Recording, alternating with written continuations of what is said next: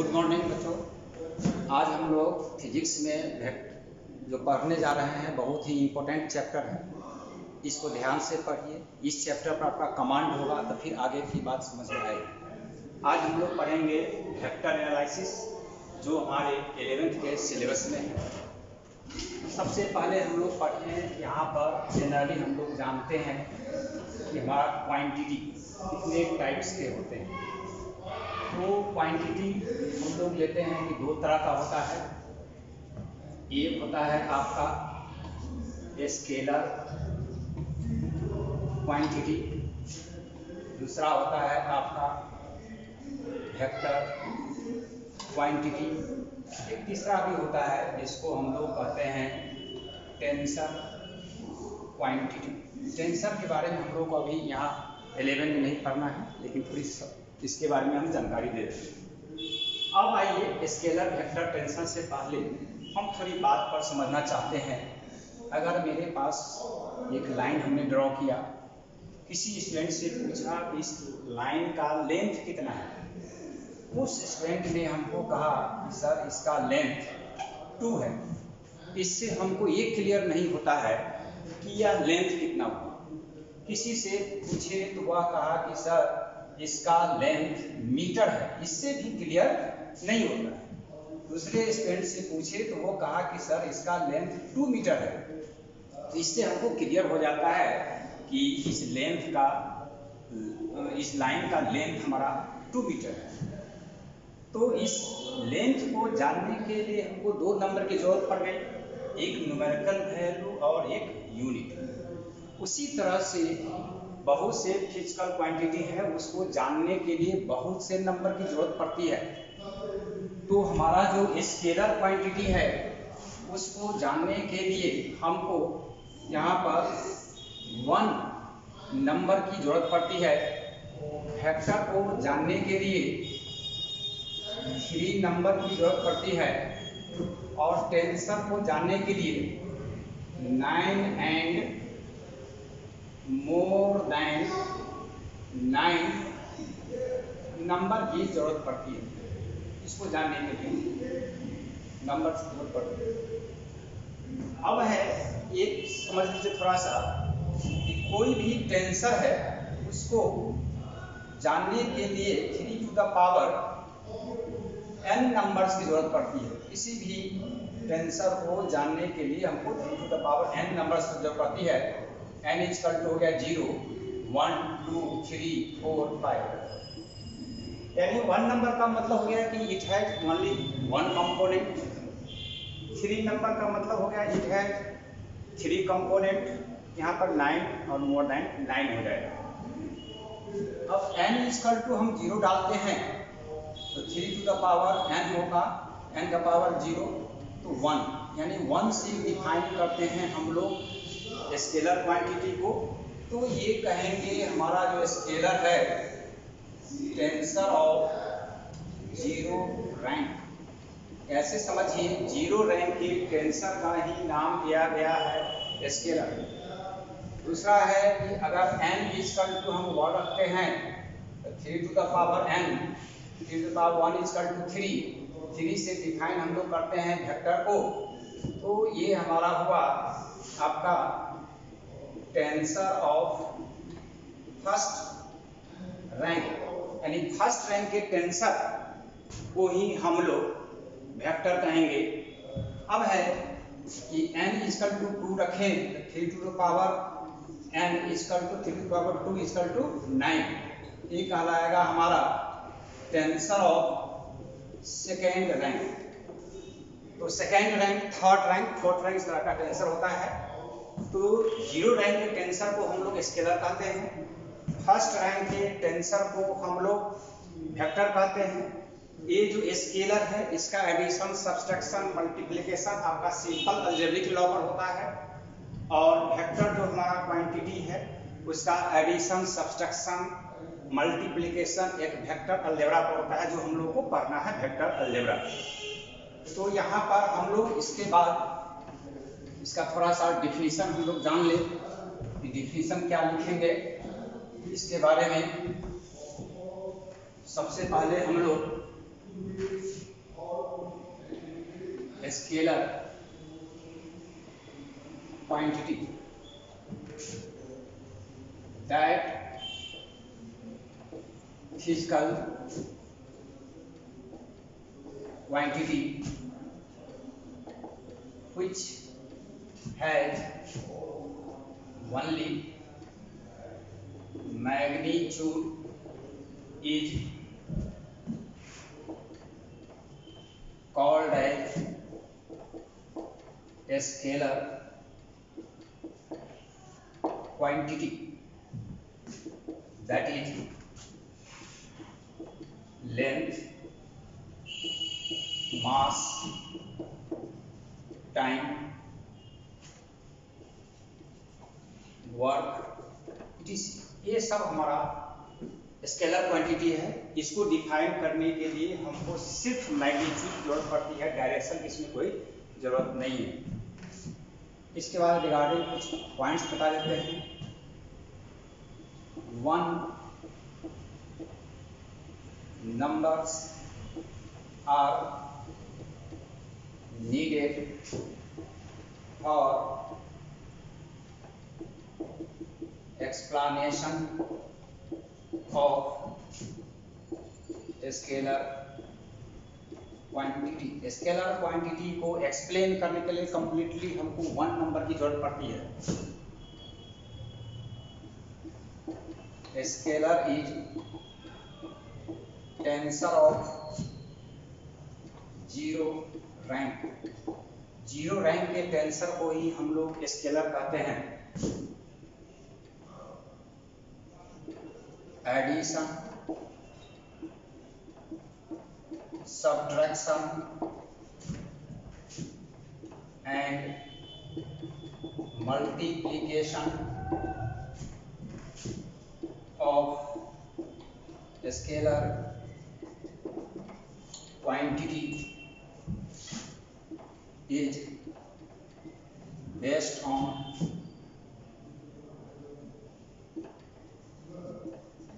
Algebraic law.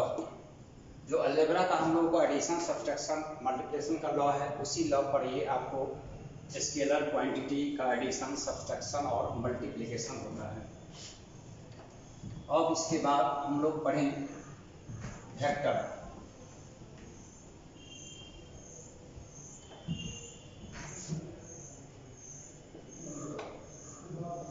Vector quantity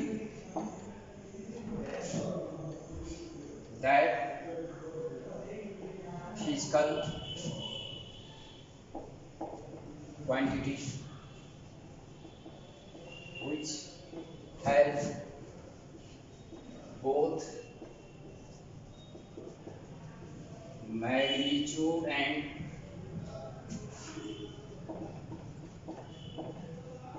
direction is called as vector quantity, that is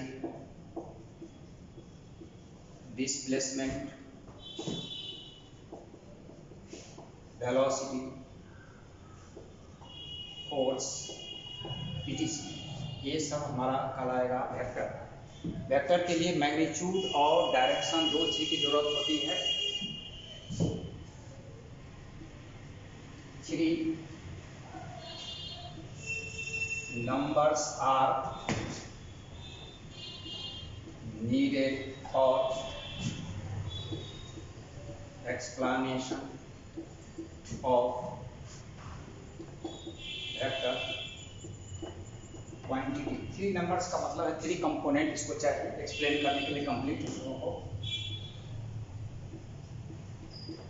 vector is tensor of zero rank. Zero rank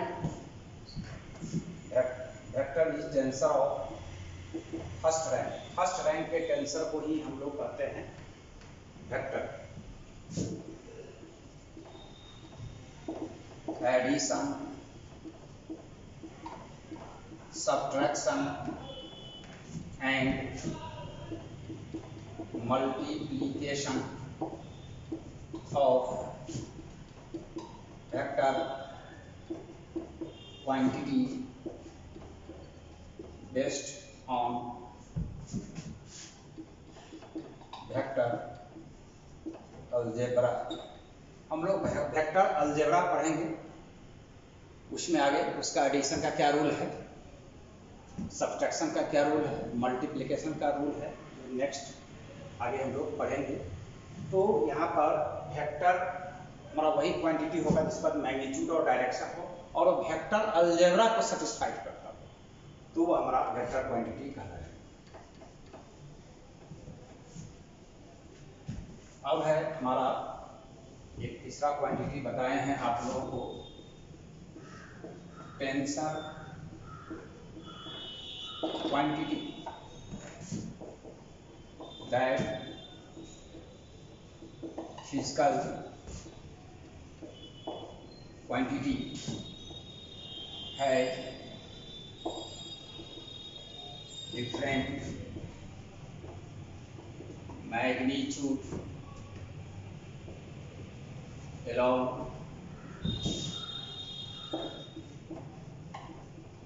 different direction is called as tensor. Different direction is called as tensor quantity, that is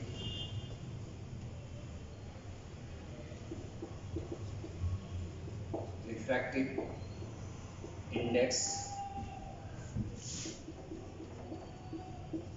pressure, density, moment of inertia, etc. एक ही point पर magnitude different होगा, अगर direction हम change करते तो हमारा tensor कहलाता है।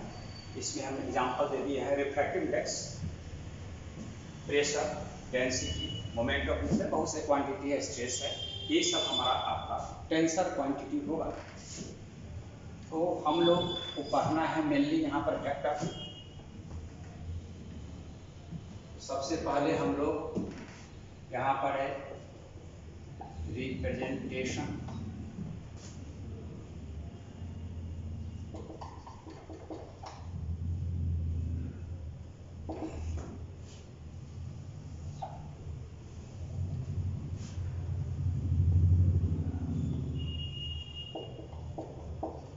Of vector. वेक्टर को रिप्रेजेंट कैसे हम लोग करेंगे? वेक्टर को हम लोग दो तरह से रिप्रेजेंट करते हैं। फर्स्ट है ग्राफिकली, किसी भी वेक्टर को हम लोग डायरेक्टेड लाइन सेगमेंट से रिप्रेजेंट कर सकते हैं। यहाँ पर है a vector quantity represented by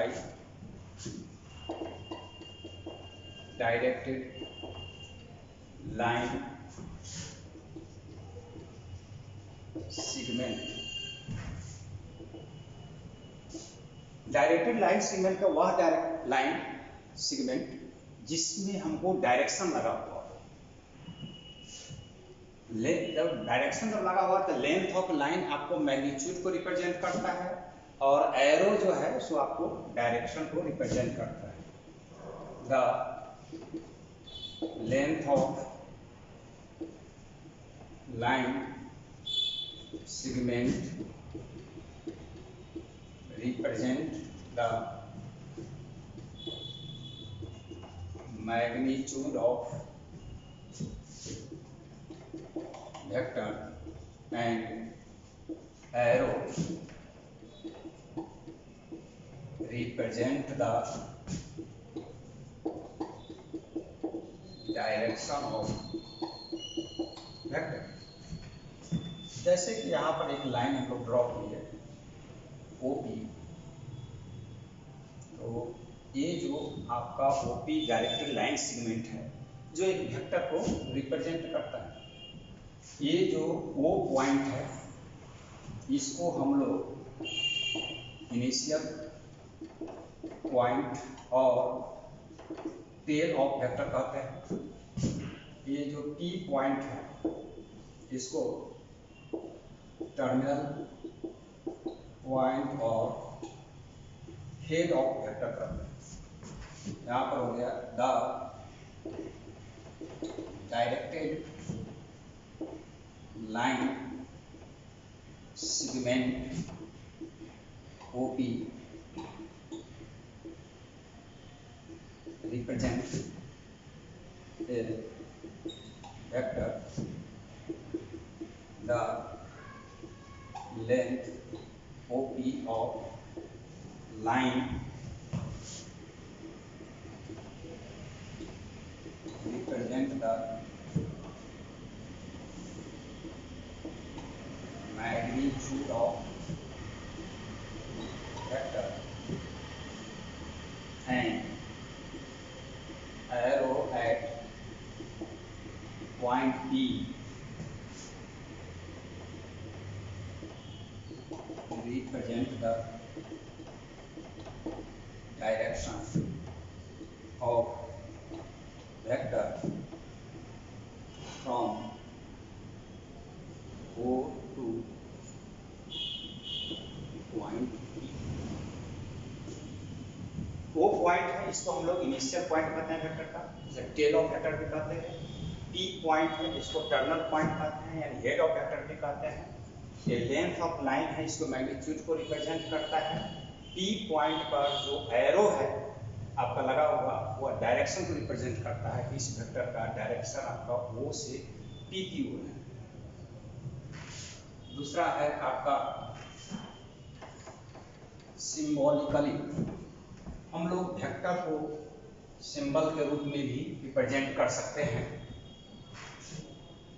B में सिंबॉलिकली किसी भी वेक्टर का अगर मैग्नीट्यूड को हम लोग अल्फाबेट ABCD से लिखें, उसके ऊपर अगर एरो लगा देते हैं तो वह वेक्टर को रिप्रेजेंट कर सकते हैं। If magnitude of vector of a vector is A, then it denoted by arrow से रिप्रेजेंट करते हैं इसको, और बोल्ड लेटर प्रिंटिंग लेटर से, जनरल प्रिंटिंग लेटर से बोल्ड लेटर होता है, ऐसे भी रिप्रेजेंट करते हैं इसको। ये जो वेक्टर का मैग्नीट्यूड कैपिटल लेटर में भी और स्मॉल लेटर दोनों में हम ले सकते हैं। इसका अगर मैग्नीट्यूड हमने ए लिया है तो यह वेक्टर को रिप्रेजेंट करता है। ये इसका मैग्नीट्यूड हुआ, एरो जो है उसके डायरेक्शन को रिप्रेजेंट करता है। Magnitude of A vector is called as modulus of vector।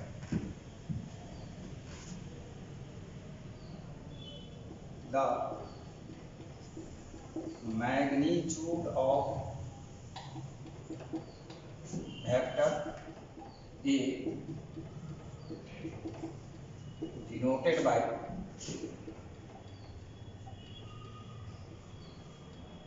Mod of vector. A पढ़ते हैं, दो वर्टिकल लाइन इस वेक्टर पर हम लगा देंगे तो मैग्नीट्यूड को रिप्रेजेंट करता है। इसको पढ़ा जाता है मॉड ऑफ वेक्टर ए। इसको मॉड ऑफ वेक्टर ए पढ़ते हैं, दैट इज ये मैग्नीट्यूड इसका मॉड ऑफ वेक्टर ए पढ़ेंगे। वेक्टर ए का मैग्नीट्यूड हमारा ये हुआ।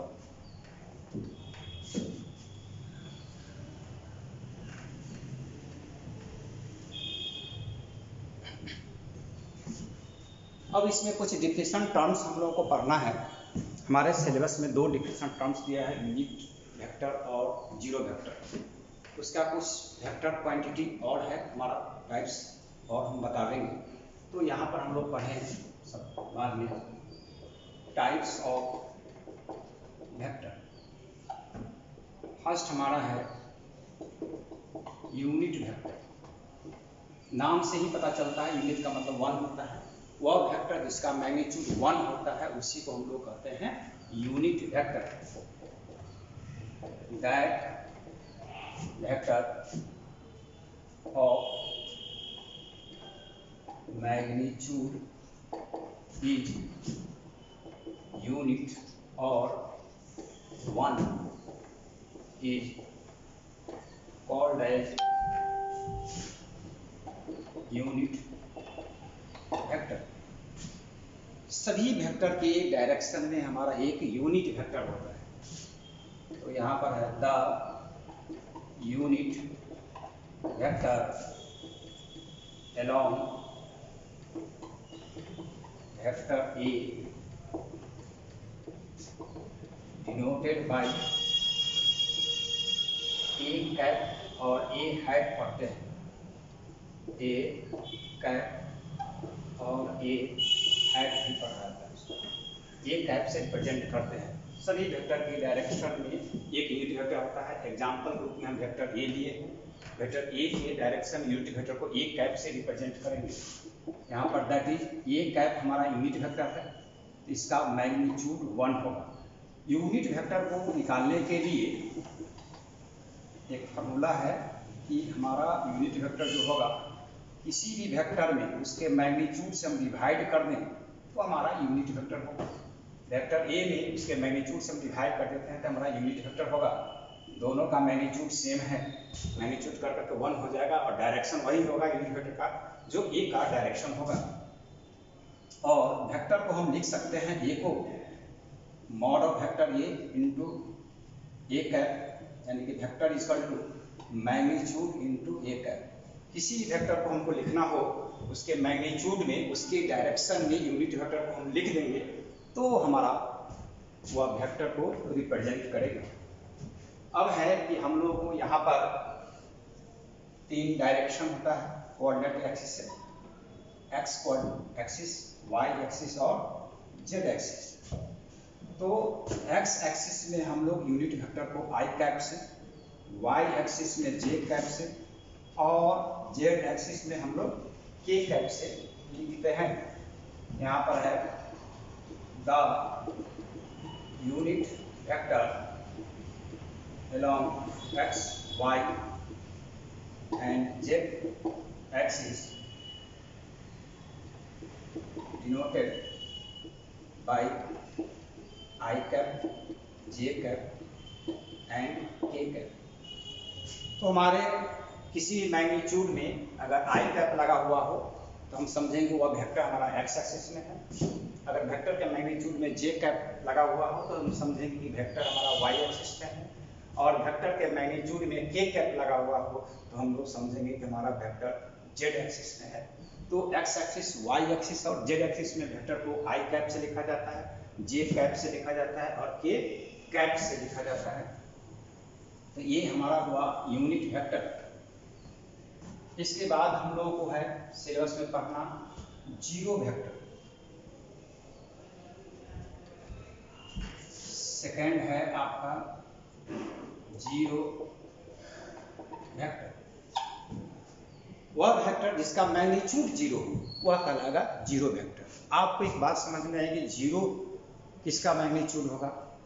कोई बड़ी रेस्ट में उसका डिस्प्लेसमेंट 0 होगा तो उस कंडीशन में डिस्प्लेसमेंट हमारा जीरो वेक्टर कहलाएगा। अगर कोई बड़ी कांस्टेंट वेलोसिटी यानी यूनिफॉर्म वेलोसिटी से चल रहा हो तो उसका एक्सेलेरेशन 0 होगा। उस समय में एक्सेलेरेशन हमारा एक जीरो वेक्टर को रिप्रेजेंट करता है। तो that vectors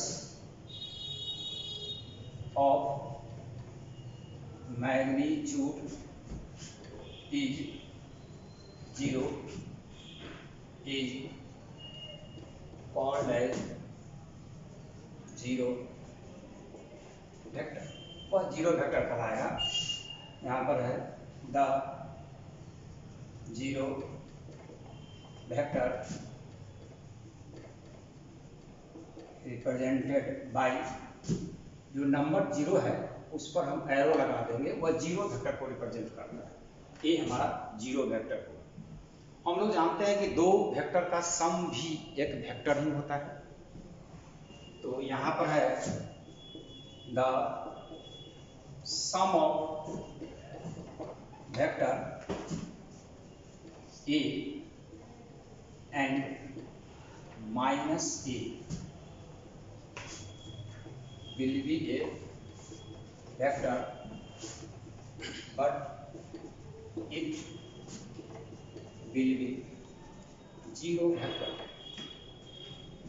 that is vector a plus minus A लेंगे तो वेक्टर ए माइनस ए हमारा हो जाएगा zero vector.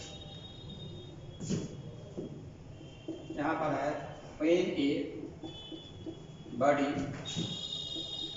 moves with uniform velocity. Uniform velocity का मतलब उसका वेलोसिटी टाइम के साथ चेंज नहीं कर रहा। Then acceleration of body will B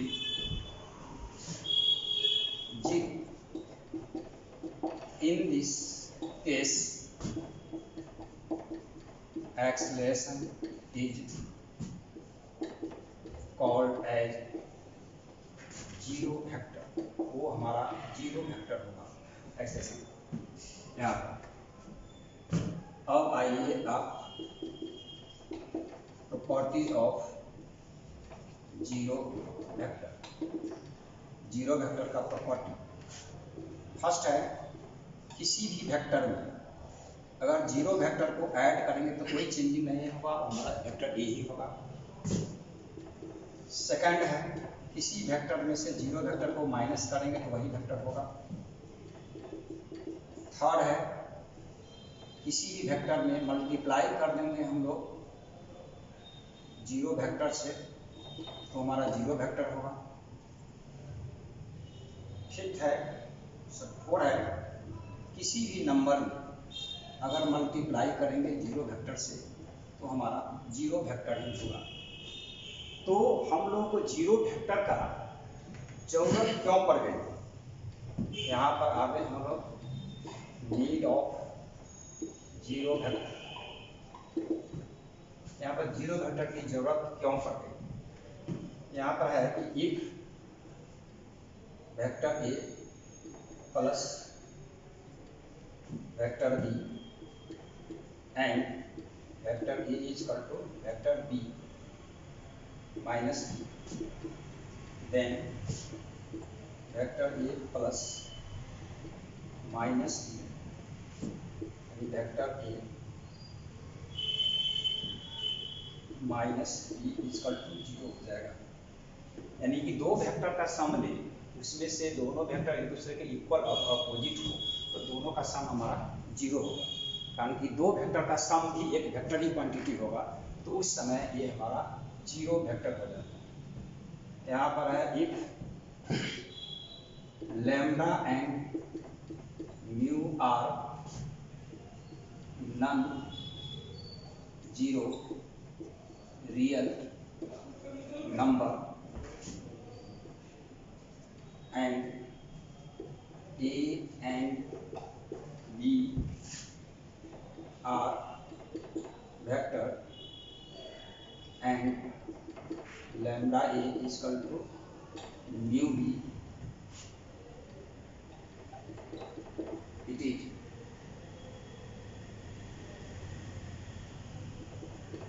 will be correct when both vector a and vector b और जीरो वेक्टर, दोनों हमारा जीरो वेक्टर ए और बी होगा तभी इस रिलेशन को सेटिस्फाई करेगा, नहीं तो वो सेटिस्फाई हमारा रिलेशन को नहीं कर सकता है।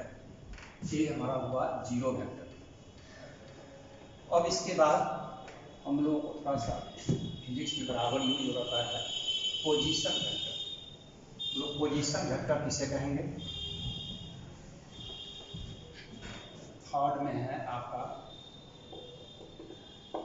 Position vector. किसी भी पॉइंट को ओरिजिन के रिस्पेक्ट में रिप्रेजेंट करने वाला जो वेक्टर होगा वह हमारा कहलाएगा position vector.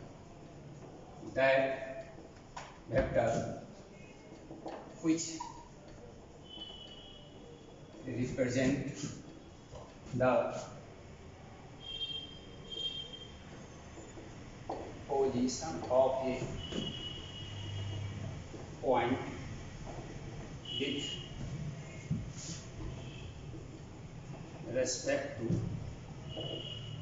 origin is called as position vector. जैसे एग्जांपल देखिए, ये ओरिजिन, ये हमारा P हुआ और ये vector OP equal to R हो, तो वेक्टर R P का पोजीशन वेक्टर कहलाएगा ओरिजिन O के रिस्पेक्ट में। If OP equal to R, then vector R is called as position vector of point P with respect to origin। Origin के respect में हमारा O है, origin O हमारा है, ओरिजिन O के रिस्पेक्ट में P पॉइंट का पोजीशन वेक्टर R हुआ। अब हम लोग पढ़ेंगे इक्वल वेक्टर। जब दो वेक्टर का मैग्नीट्यूड और डायरेक्शन दोनों सेम हो तो हमारा कहलाएगा इक्वल वेक्टर। फोर्थ में है हमारा equal vector. when magnitude and direction of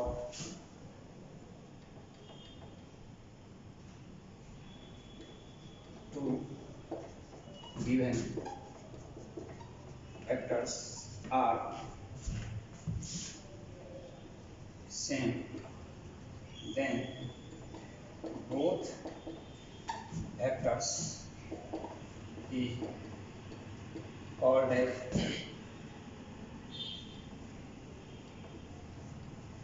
equal vector.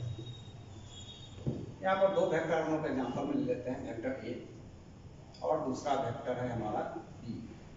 दोनों वेक्टर का मैग्नीट्यूड और डायरेक्शन सेम देते हैं। ये कह रहा है कि जब दो वेक्टर ए और बी का मैग्नीट्यूड सेम हो, दूसरा कह रहा है कि वेक्टर ए और वेक्टर बी का डायरेक्शन सेम है। यहाँ पर दोनों एरो सेम डायरेक्शन का पता है कि दोनों का डायरेक्शन सेम है, तो उस कंडीशन में vector A equal to vector B होगा।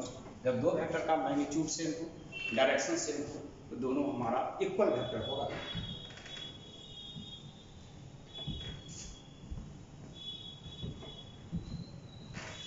इसके बाद फिफ्थ हमारा नेगेटिव वेक्टर। जब दो गिवन वेक्टर का मैग्नीट्यूड सेम हो और डायरेक्शन अपोजिट हो तो हमारा नेगेटिव वेक्टर होगा। when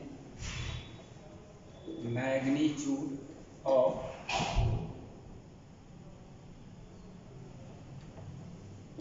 given two vectors are same but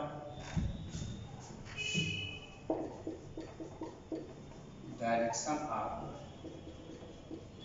opposite, then both vectors is called as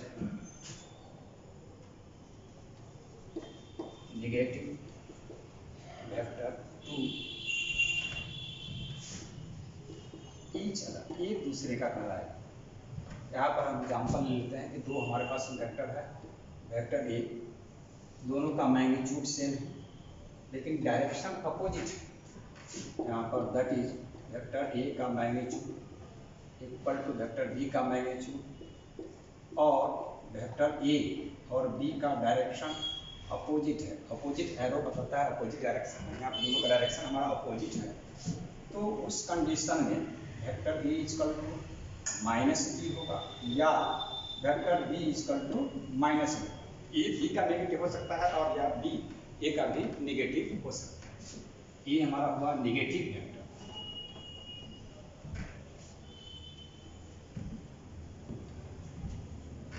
अब है 6 में आपका पैरेलल वेक्टर।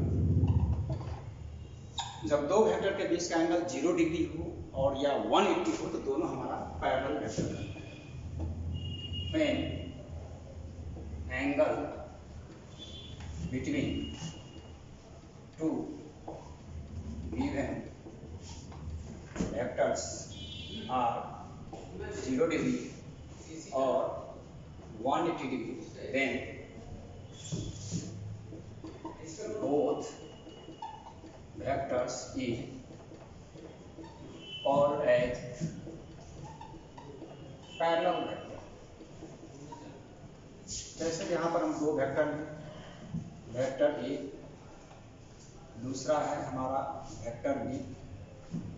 यहाँ पर दोनों के बीच का एंगल हुआ 0, ये दोनों पैरेलल होगा।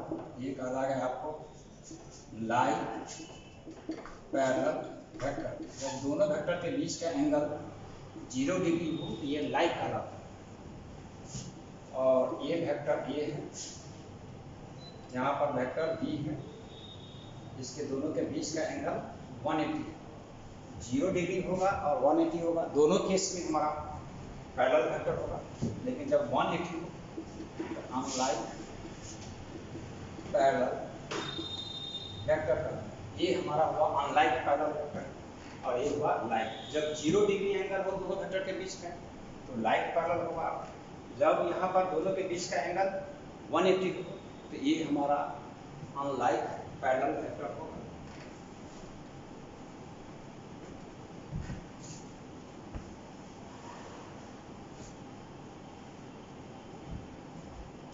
अब है 7 में को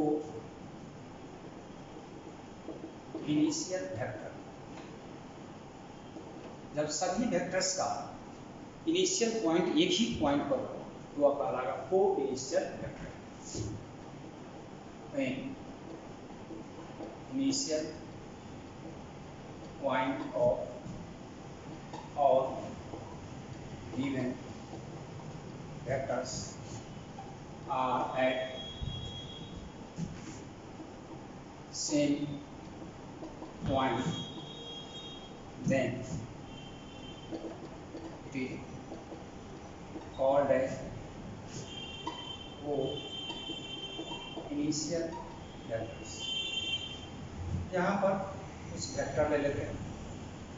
एग्जाम्पल, ये वेक्टर हमारा ए है, vector A B, vector A हमारा सी।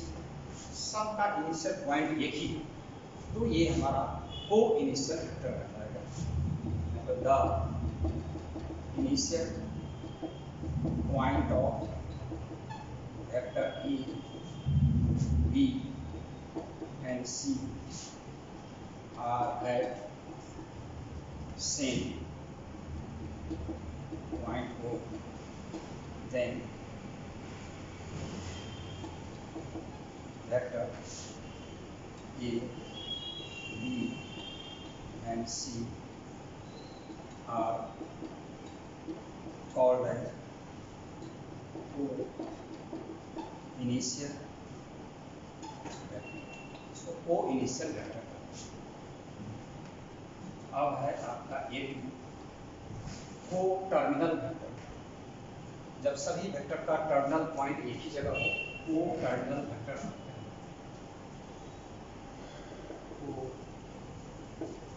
Terminal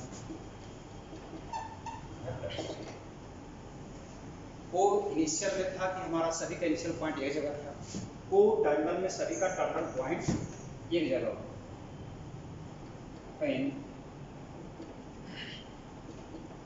terminal point of all vectors at same point, then it is called as co-terminal vectors. यहाँ पर एग्जांपल में हमने कुछ वेक्टर्स ले लिए। ये वेक्टर ए है, vector B, vector C. A B C तीनों का टर्मिनल पॉइंट आपका एक ही जगह पी पॉइंट का, ये तीनों हमारा को terminal, the terminal point of vector A B and C are at same point B, hence vector A, B and C are called as co-terminal